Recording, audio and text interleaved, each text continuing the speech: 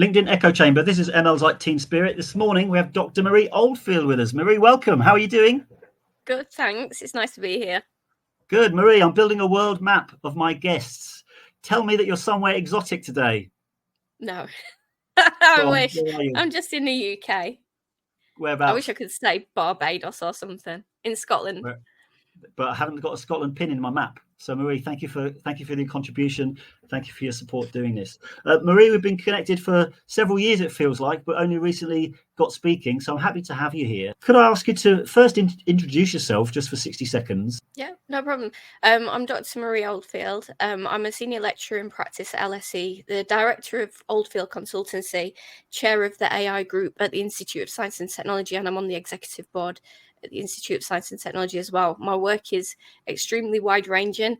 It goes from managing the AI standards framework that I created all the way through to my consultancy projects that can be government, health, legal, all kinds of different things. So on any given day, I can be doing anything or be anywhere.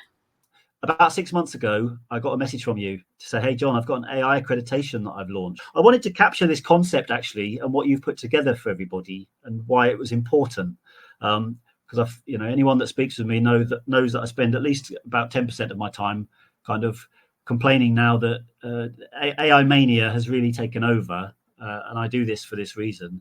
But everyone's got an opinion on it, how it works, and so on and so forth. And there are people talking about AI the whole time when they actually don't really have a background in it, and never did. So it's become a kind of a in the LinkedIn space. Lots of people kind of, I suppose they're looking at the tools. In fairness to them, they're kind of just promoting the tools and the products that are coming out.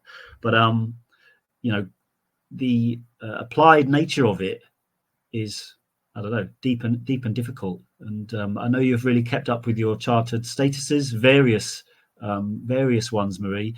So I wondered if you could just take us through, you've got this accreditation.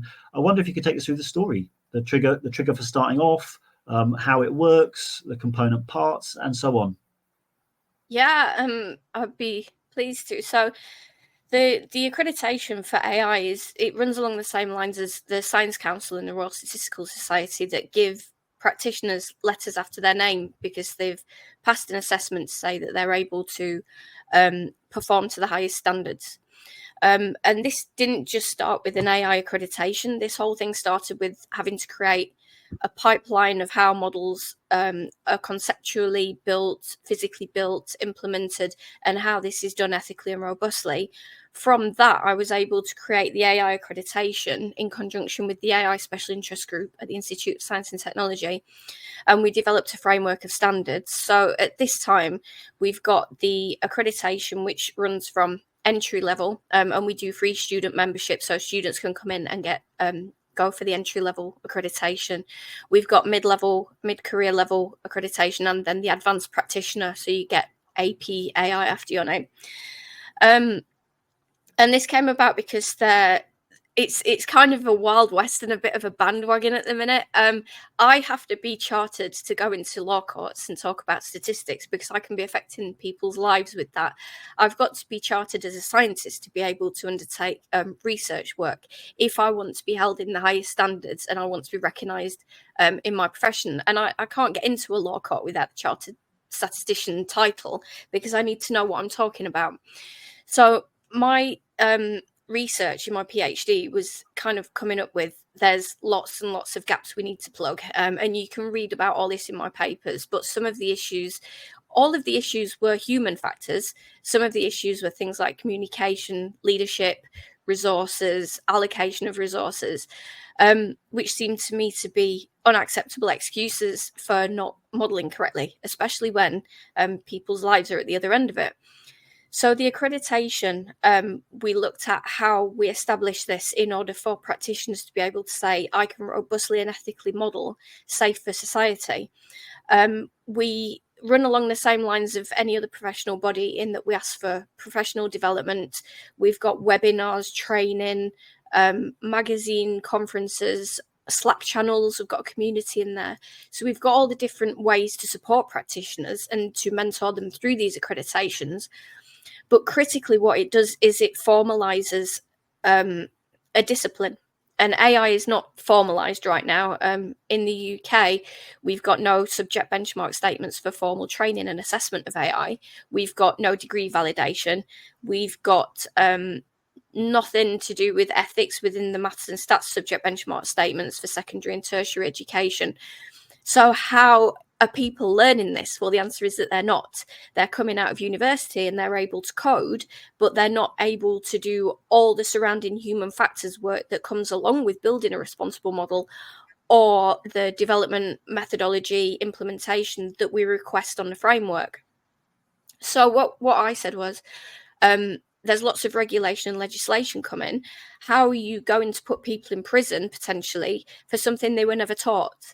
So that's when the idea came about for framework, standards, community, etc., because we need to be able to have a voice as a community and speak to government, to other professional bodies, to the EU, to whoever we need to speak to give our opinion as a group of robust practitioners, but also to plug the gaps in education where practitioners aren't necessarily getting what they need.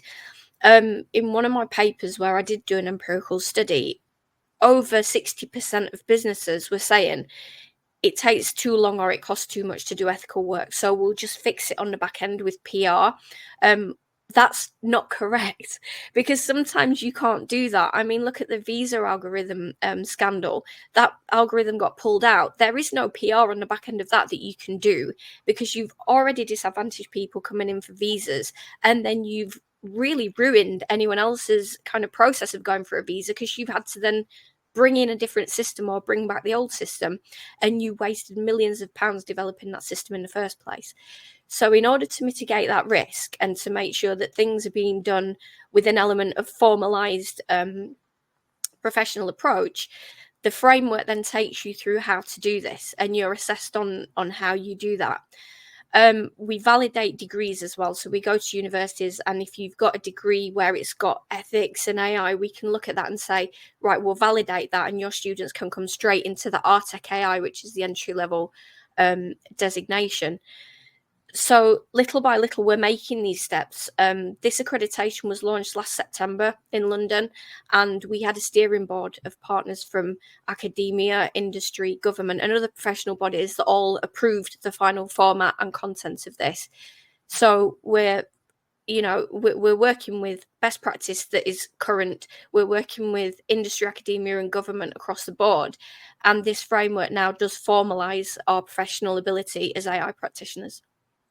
I'd like to pick on one point just so people watching this can get a feel for what we mean. So when you say like the modeling pipeline, I think I know what you mean, but would you be able to walk through just the 4 or 5 steps and some of the extra behaviors that would be at each stage so that people can recognize, what is it Marie means here when there's got to be this kind of robust multi-step process?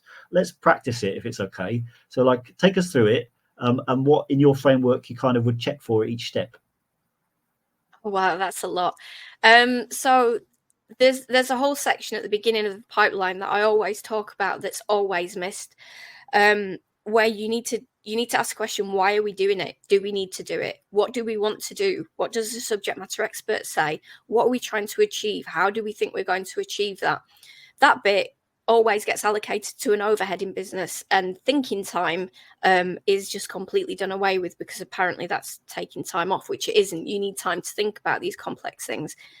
Where normally people start this process is at the coding bit. So they'll sit down and say, right, I want you to code X, and they've not done any of the previous conceptual part or involved the correct people. What happens then is a huge waste of money, because you haven't got the right people in the room. You're not developing the correct methodologies. You're missing a huge part of the picture. And then 9 times out of 10, you get to the end and you have to scrap the whole thing or go back and reverse engineer it and waste more money, because you've taken that risk of missing that conceptual part off at the beginning.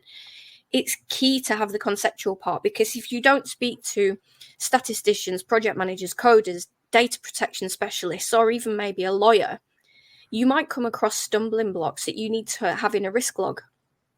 You might need different documentation. There might be ways in which you can't make this model, or you might be able to do it, but there's a lot of things that you need to consider that are critical and could cause serious reputational damage along the way. So you need to be engaging with that. And then where you kind of move away from your traditional statistical modeling pathway is you've then got elements such as software engineering, software testing, unit testing, implementation, and then rectification of any issues. So what you're seeing now is statistics, human factors, software engineering, psychology, sociology, many different disciplines all coming together in order to make these models, because they are really complex models. And what can happen if you don't as well is when you want to code human assumptions into computer code, it doesn't work that well, because computer code isn't the same as the way humans behave and our intent when we behave in that way, that kind of thing. So I've come across models before that have failed on the output because one line of code was not representative of how a human might act or what their intent is in that circumstance. That is an extremely difficult thing to be able to overcome when you're an AI practitioner, because more and more these models are becoming about human assumptions because they're becoming more complex in terms of human factors. So it's in the framework, all of these aspects are pulled out. So we look at how you keep up to date with professional development, how you think about models, how you what your methodology is, what your process is. Are you including the key parts, the conceptual part, bringing in subject matter experts, whoever they might be and whatever discipline they're from, testing, implementation, ethical considerations. And what this does is it means that when you've got an AI practitioner that's accredited on this framework, all the way from the beginning to the end, you're taking into account the ethical principles. You're not using an outsourced ethics board. You're not doing an audit on the back end when you've already done the work. You've incurred the risk and incurred the financial risk there. You're starting from the beginning. If you can work through this process in the manner in which it is intended, you should get to the end of your modelling process and have a model that is robust and fit for purpose, unless you've missed some steps or you've done something different with one of the steps than what we kind of intended you to do. And that's all written out within the handbook and the framework itself. So this provides a protection to some extent of reputational and financial risk, but also for the users. At the end, the users can be seriously detrimentally impacted by models, systems, processes, whatever they are. We need to make sure that that doesn't happen. So this process pipeline ensures that as far as we're able to, we can mitigate all of those risks. Audit sounds good on the back end, but realistically, you can submit 1 page or 10 pages for the same criteria. You might not have the criteria correct. The criteria might not be correct for that model. If you fail the criteria, you've got to go back and redo it anyway. So the bit that makes sense for me with this is to be able to follow the process from beginning to end to mitigate that risk and to make sure that when you get to the end of it, you're fairly confident that your product is ethical and robust. Good, Marie. Thanks for taking us through that. And let's finish one more time on that statistic, because I wrote it down. So 60% of what modeling projects, finish a sentence for me, because this is a really good. It was over 60% of businesses that responded were using PR to fix any issues with their faulty algorithms on the back end. However, that is subject to the caveat that they were not given the training in the first place to understand what it was that they needed to do. So some of them were using PR because they didn't have anything else to rely on, because there are so many AI frameworks, so many sources of truth, which is why the Institute of Science and Technology has created a source of truth, a centre of best practice, a community of professionals, and has established a lot of materials for people in order for them to be able to robustly, safely, and ethically model, instead of just being, thrown into it and told to create something and not knowing whether this is ethical, robust, or safe.